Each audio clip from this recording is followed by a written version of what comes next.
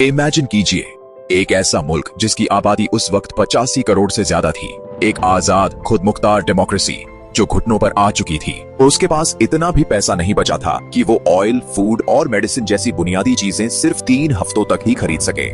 उसके बाद default, economic collapse. एक आम शहरी के लिए ये कोई थियोरेटिकल मसला नहीं था, ये था दुकानों में खाली शेल्फ्स का डर, जरूरी चीजों की प्राइसेस का आसमान पर पहुंच जाना और एक अनिश्चित फ्यूचर का खौफ। ये कोई कल्पना नहीं थी, ये था इंडिया। सन 1991 की गर्मियों में मुल्क एक जबरदस्त बैलेंस ऑफ पेमेंट्स क्राइसिस से दो चार हो रहा था। फॉरेन एक्सचेंज रिजर्व्स सिर्फ $1 बिलियन से कुछ ऊपर रह गए थे। हुकूमत पहली बार अपनी तारीख में इंटरनेशनल लोन्स पर डिफॉल्ट करने के करीब थी। जो कुछ हुआ वो डेस्परेशन का नतीजा था और पूरी तरह से सीक्रेसी में अंजाम दिया गया। IMF से इमरजेंसी लोन लेने के लिए हुकूमत को वो करना पड़ा जो पहले कभी सोचा भी नहीं गया था, अपने मुल्क का गोल्ड गिरवी रखना पड़ा। और ये कोई सिंबॉलिक ट्रांजैक्शन नहीं था, इंडिया के सॉवरेन गोल्ड रिजर्व्स को फिजिकली मुल्क से बाहर एयरलिफ्ट किया गया। पूरे ऑपरेशन को पूरी सीक्रेसी में अंजाम दिया गया क्योंकि बैकलैश और पॉलिटिकल इंस्टेबिलिटी का डर था। छुपे हुए फ्लाइट्स में 67 टन इंडियन गोल्ड को बैंक ऑफ इंग्लैंड और यूनियन बैंक ऑफ स्विट्जरलैंड भेजा गया कोलैटरल के तौर पर। जब ये खबर सामने आई तो पूरे मुल्क में आउटरेज और ह्यूमिलिएशन की लहर दौड़ गई। इंडिया जो अपनी सॉवरेंटी पर फख्र करता था, जब उसे अपना सोना गिरवी रखना पड़ा तो ये एक जज्बाती झटका था।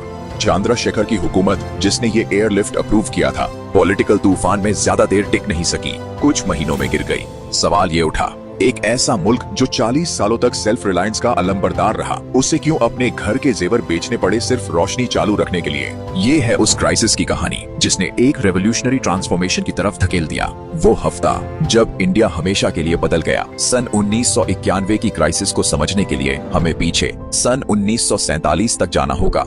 कॉलोनियल रूल से आजादी के बाद इंडिया ने अपने रास्ते खुद बनाने का फैसला किया। उस वक्त के लीडर्स ने सोशलिस्ट आइडियल से इंस्पायर होकर फॉरेन एक्सप्लॉयटेशन से बचने के लिए एक स्टेट लेड डेवलपमेंट और इकोनॉमिक सेल्फ सफिशिएंसी का मॉडल चुना। ये था सोशलिस्ट पैटर्न ऑफ सोसाइटी का दौर, जहां इकोनॉमी के ऊंचे ऊंचे सेक्टर्स पर सिर्फ स्टेट का कंट्रोल होता। मकसद था इंडियन इंडस्ट्रीज को नर्चर करना, इक्वालिटी को बढ़ावा देना और इन्वेस्टमेंट को 5 ईयर प्लान्स के जरिए गाइड करना, सोवियत यूनियन की तरह। इंडस्ट्रियल डेवलपमेंट रेगुलेशन एक्ट 1951 और इंडस्ट्रियल पॉलिसी रेजोल्यूशन 1956 ने वो स्ट्रक्चर तय किया जिसमें आर्मामेंट्स, एटॉमिक एनर्जी, रेलवेज जैसे सेक्टर्स सिर्फ सरकार के हाथ में थे। बाकी सारे बिजनेसेस को भी ऑलमोस्ट हर फैसले के लिए गवर्नमेंट अप्रूवल चाहिए होता। असलियत में ये बन गया एक सफोकेटिंग सिस्टम जिसे लाइसेंस राज कहा जाने लगा। 40 सालों तक प्राइवेट बिजनेस का ऑलमोस्ट हर पहलू टाइटली कंट्रोल्ड था। कंपनी खोलनी हो, लाइसेंस चाहिए। प्रोडक्शन बढ़ानी हो, लाइसेंस चाहिए। नया प्रोडक्ट बनाना हो, लाइसेंस चाहिए। एक मशीन इंपोर्ट करनी हो, लाइसेंस। एस्टिमेट्स के मुताबिक एक एंटरप्रेन्योर को अपना काम शुरू करने के लिए तकरीबन 80 सरकारी एजेंसीज को सेटिस्फाई करना पड़ता था। ये सिस्टम एम्बिशन और इनोवेशन को पनिश करता था। इन्फोसिस के को-फाउंडर की कहानी लीजिए। सिर्फ एक कंप्यूटर इंपोर्ट करने के लिए उन्हें 3 साल और दिल्ली के 50 से ज्यादा चक्कर लगाने पड़े। एंटरप्रेन्योर्स ब्यूरोक्रेसी में उलझे रहते। इनोवेशन के बजाय लाइसेंस राज ने कंप्लायंस को जरूरी बना दिया, कंपटीशन को नहीं। करप्शन का एक वेब तैयार हो गया जिससे सिर्फ बड़ी कंपनीज और पावर होल्डिंग ब्यूरोक्रेट्स ही बेनिफिट करते। छोटे बिजनेसेस को तो मार्केट में दाखिल होने तक का रास्ता भी नहीं मिलता। इसका नतीजा था decades of low economic growth, जिसे इकोनॉमिस्ट्स ने हिंदू रेट ऑफ ग्रोथ कहा। 3 से 4% ग्रोथ पर ईयर। सन 1950 से 1980 तक पर कैपिटा जीडीपी सिर्फ 1% सालाना के हिसाब से बढ़ा। उसी दौरान Hong Kong, Singapore, south Korea, Taiwan जैसे एशियन टाइगर्स में 7% से ज्यादा ग्रोथ हो रही थी। इंडिया का जीडीपी पर कैपिटा 1980 में सिर्फ $271 था, जबकि साउथ कोरिया का $1715 हो चुका था। इंडिया पीछे रह गया था, एक ऐसी केज में फंसा हुआ जो उसने खुद अपने लिए बना लिया था। मगर लाइसेंस राज सिर्फ खराब पॉलिसीज का जमा नहीं था, ये एक आइडियोलॉजी थी। कॉलोनियल एक्सप्लॉयटेशन की याद से निकली हुई आइडियोलॉजी जिसमें एक खुद मुख्तार स्टेट कंट्रोल्ड इकोनॉमी को नेशनलिज्म से जोड़ा गया था। बैंक नेशनलाइजेशन पहले 1969 में और फिर 1980 में इसी फिलॉसफी का प्रैक्टिकल इजहार था। इससे गवर्नमेंट का फाइनेंशियल सेक्टर पर पूरा कंट्रोल हो गया, मगर इससे एक पॉलिटिकल और इंटेलेक्चुअल पैरालिसिस पैदा हो गई। कोई भी रिफॉर्म की कोशिश, जैसे 1966 का ब्रीफ एफर्ट, तुरंत एंटी नेशनल और फॉरेन प्रेशर के सामने झुकने जैसा समझा जाता था। सिस्टम साफ तौर पर फेल हो रहा था, लेकिन ऑल्टरनेटिव सोचना भी आइडियोलॉजिकली अनएक्सेप्टेबल था। इस सब को बदलने के लिए एक एग्जिस्टेंशियल क्राइसिस की जरूरत थी। 1980s के मिड तक सिस्टम में दरारें साफ दिखने लगी थीं। सरकार अपनी आमदनी से कहीं ज्यादा खर्च कर रही थी, जिससे फिस्कल डेफिसिट बढ़ता गया। 1980 में 8% ऑफ जीडीपी था। 1991 टू 1992 में बढ़कर 10.4% हो गया। साथ ही करंट अकाउंट डेफिसिट भी बढ़ता गया, यानी इंपोर्ट्स ज्यादा और एक्सपोर्ट्स कम। इंडिया बोरोड मनी पर जिंदा था। एक्सटर्नल डेट 1985 में $38 बिलियन था और तक डबल होकर 84 बिलियन हो गया। इसमें ज्यादातर शॉर्ट टर्म कमर्शियल डेट था, जिसने इकोनॉमी को एक्सट्रीमली वल्नरेबल बना दिया इंटरनेशनल मार्केट के मूड स्विंग्स के लिए। फिर आया 1990 और एक के बाद एक एक्सटर्नल शॉक्स ने सिचुएशन को नर्क बना दिया। पहला झटका, गल्फ वॉर। इराक ने कुवैत पर हमला किया। ग्लोबल ऑयल प्राइसेस अचानक बहुत ऊपर चले गए। इंडिया, जो मेजर ऑयल इंपोर्टर था, उसका इंपोर्ट बिल $2 बिलियन ओवरनाइट बढ़ गया। ऊपर से गल्फ कंट्रीज से आने वाली रेमिटेंसेस भी रुक गईं और कॉन्फ्लिक्ट जोन से हजारों इंडियंस को वापस लाने का खर्च भी सरकार को उठाना पड़ा। दूसरा झटका, सोवियत यूनियन का कोलैप्स। यूएसएसआर इंडिया का सबसे बड़ा ट्रेडिंग पार्टनर था और वो पूरा मार्केट अचानक खत्म हो गया। रूपी ट्रेड एग्रीमेंट्स भी तबाह हो गए। ऐसे क्रिटिकल वक्त में इंडिया की पॉलिटिकल लीडरशिप पूरी तरह फ्रैक्चर्ड थी। वीपी सिंह की वीक कोalition गवर्नमेंट लेट 1990 में गिर गई। Caretaker PM Chandrashekhar budget pass नहीं करा सके। मूडीज ने फरवरी 1991 में इंडिया का क्रेडिट रेटिंग गिराकर जंक स्टेटस पर ला दिया। इंटरनेशनल बोरोइंग लगभग इम्पॉसिबल हो गई। इन्वेस्टर कॉन्फिडेंस खत्म, क्रेडिट ड्राई हो गया। फिर 1991 की जनरल इलेक्शन के दौरान वो हुआ जो कोई सोच भी नहीं सकता था, राजीव गांधी का असैसिनेशन। मुल्क ग्रीफ में डूब गया था, एक मैसिव इकोनॉमिक स्टॉर्म की तरफ बगैर लीडरशिप के बढ़ता हुआ। 1991 की क्राइसिस एक सिंगल इवेंट नहीं थी, ये एक कैस्केड फेलियर थी। लाइसेंस राज की इकोनॉमिक कमजोरियों ने फ्यूल दिया। गल्फ वॉर और यूएसएसआर कोलैप्स ने स्पार्क, और फिर पॉलिटिकल केओस ने आग को अनकंट्रोलेबल बना दिया। उस तबाही में से निकले एक अनएक्सपेक्टेड नेता, पीवी नरसिम्हा राव, एक स्कॉलरली शांत पॉलिटिशियन जो रिटायर होने ही वाले थे, मगर राजीव गांधी की मौत ने उन्हें फिर पॉलिटिकल फोरफ्रंट पर ला खड़ा किया। उनकी गवर्नमेंट माइनॉरिटी थी, पार्लियामेंट में सिर्फ 244 सीट्स थी। वो ना तो कोई मास लीडर थे, ना ही कोई रेवोल्यूशनरी, लेकिन शायद यही उनकी सबसे बड़ी ताकत साबित हुई। उन्होंने सबसे क्रूशियल फैसला लिया, फाइनेंस मिनिस्टर के तौर पर एक टेक्नोक्रेट को लाने का। Doctor Manmohan Singh, Cambridge educated economist, farmer RBI governor, उस वक्त यूजीसी के चेयरमैन थे। राव ने पॉलिटिशियन नहीं, एक्सपर्ट को चुना, क्योंकि उन्हें पता था कि ये वक्त पॉलिटिक्स नहीं, प्रोफेशनलिज्म का है। डॉक्टर सिंह इनिशियली शॉक में थे, लेकिन राव ने इंसिस्ट किया। राव ने उन्हें पूरी पॉलिटिकल बैकिंग दी और इस अनलाइकली ड्यूओ ने इंडिया की इकोनॉमिक डेस्टिनी को पूरी तरह रीराइट कर डाला। राव और सिंह के सामने जो चैलेंज था, वो सिर्फ एक इकोनॉमिक सुधार का नहीं था, बल्कि एक आइडियोलॉजिकल दीवार तोड़ने का था। रिफॉर्म्स जिनकी उन्हें जरूरत थी, डिवैल्यूएशन, प्राइवेटाइजेशन, ग्लोबल कंपटीशन, ये सब कांग्रेस पार्टी की 40 साल पुरानी आइडियोलॉजी के बिल्कुल खिलाफ थे। इंडियन लेफ्ट ने खुलकर विरोध किया, कैपिटलिस्ट रिफॉर्म्स को नेशनल बिट्रेयल कहा। कांग्रेस पार्टी के अंदर भी बहुत से ताकतवर नेता सोशलिस्ट ही रहे, जो इन रिफॉर्म्स के सख्त खिलाफ थे। यहीं पर राव की पॉलिटिकल ब्रिलियंस सामने आई। उन्होंने डॉक्टर सिंह को एक शॉक अब्सॉर्बर बनाया, यानी सारा क्रिटिसिज्म उन्हें झेलने दिया, खुद पीछे रहकर पार्टी में कंसेंसस बिल्ड किया। पार्टी मीटिंग्स में सिंह अकेले क्रिटिसिज्म फेस करते और राव चुप रहते, मगर पीछे से डील्स करते और डिसेंटर्स को काम करते। उन्होंने रिफॉर्म्स को राजीव गांधी की अनफिनिश्ड लेगेसी कहकर पैकेजिंग दी, जिससे कई पुराने कांग्रेस लीडर्स थोड़े सॉफ्टन हुए।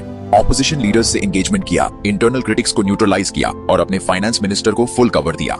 जैसे डॉक्टर सिंह ने खुद बाद में कहा, बिना राव की बैकिंग मैं कुछ नहीं कर सकता था। 24 जुलाई 1991 को डॉक्टर मनमोहन सिंह ने पार्लियामेंट में वो बजट पेश किया जिसने मॉडर्न इंडियन इकोनॉमी की नींव रखी। उन्होंने क्राइसिस की गहराई को एडमिट किया। फॉरेन रिजर्व्स सिर्फ 2 हफ्ते के लिए बचे थे, मगर उनकी स्पीच में मायूसी नहीं थी, वो एक साफ कॉल टू एक्शन था। उन्होंने कहा, ओवर सेंट्रलाइजेशन और एक्सेसिव ब्यूरोक्रेटाइजेशन ने हमारे गोल्स को अंडरमाइन किया है। और फिर उन्होंने वो लाइन बोली जो आज भी याद की जाती है, no power on earth can stop an idea whose time has come. Budget में 3 मेन पिलर्स रखे गए, लिबरलाइजेशन, प्राइवेटाइजेशन, ग्लोबलाइजेशन यानी एलपीजी रिफॉर्म्स। लाइसेंस राज को डिसमेंटल कर दिया गया। इंडस्ट्रियल लाइसेंसिंग सिर्फ 80 स्ट्रेटेजिक सेक्टर्स जैसे डिफेंस, एटॉमिक एनर्जी तक सीमित रह गई। अब कंपनीज को लाइसेंस नहीं चाहिए था, उन्हें मार्केट की डिमांड के हिसाब से काम करने की आजादी मिली। पब्लिक सेक्टर की मोनोपोली खत्म की गई। सरकारी कंट्रोल वाले सेक्टर्स को घटाकर 70 से 8 और बाद में सिर्फ 3 कर दिया गया। पीएसयूज के शेयर्स बेचे गए। प्राइवेट इन्वेस्टमेंट को इनवाइट किया गया। इंडिया ने दुनिया के लिए अपने दरवाजे खोल दिए। रूपी को लगभग 20% डिवैल्यू किया गया ताकि एक्सपोर्ट्स कंपेटिटिव बने। इंपोर्ट ड्यूटीज जो 300% तक थीं, शार्पली रिड्यूस की गई। फॉरेन डायरेक्ट इन्वेस्टमेंट एफडीआई को न सिर्फ अलाउ किया गया बल्कि वेलकम किया गया। हाई प्रायोरिटी इंडस्ट्रीज में फॉरेन इक्विटी लिमिट 40% से बढ़ाकर 51% कर दी गई। एक साफ message, India is open for business. और नतीजे इमीडिएट और एस्टॉनिशिंग। 1991 में जीडीपी ग्रोथ सिर्फ 1.06% थी, मगर 1990s में औसतन 6.5 से ज्यादा रही। फॉरेन इन्वेस्टमेंट जो 1991 में सिर्फ 73.5 मिलियन डॉलर थी, 1996 तक बढ़कर 2.14 बिलियन डॉलर हो गई। फॉरेन एक्सचेंज रिजर्व्स जो 5.6 बिलियन डॉलर पर गिर चुके थे, कुछ ही महीनों में स्टेबलाइज हो गए। इंडिया का आईटी रेवोल्यूशन भी यहीं से शुरू हुआ। Zero duty on software imports और सॉफ्टवेयर टेक्नोलॉजी पार्क्स की वजह से इन्फोसिस, वाइप्रो जैसी कंपनीज ने ग्लोबल स्टेज पर कदम रखा। मगर ये कहानी सिर्फ सक्सेस की नहीं थी। रिफॉर्म से ग्रोथ तो आई, लेकिन साथ ही आई इनइक्वालिटी। लाइसेंस राज के बाद आया बिलियनियर राज। इकोनॉमिस्ट थॉमस पिकेटी की स्टडी के मुताबिक 2022 तक इंडिया की 1% पॉपुलेशन के पास 40% से ज्यादा वेल्थ थी। टॉप 10% के पास 77% नेशनल वेल्थ थी। ऑक्सफैम के डेटा के मुताबिक ब्रिटिश राज से भी ज्यादा इनइक्वालिटी। अर्बन इंडिया तो ग्रो कर गया, मगर रूरल इंडिया पीछे छूट गया।